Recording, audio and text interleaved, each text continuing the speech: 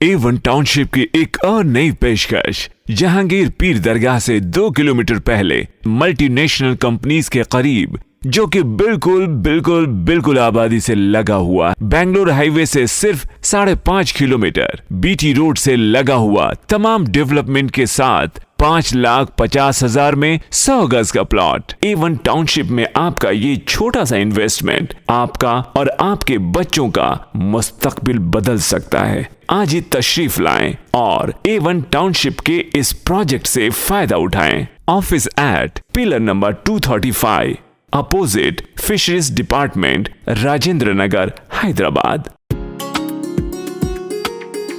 Friends की शादियों में ही डांस करती रहोगी या अपने बारे में भी सोचोगी?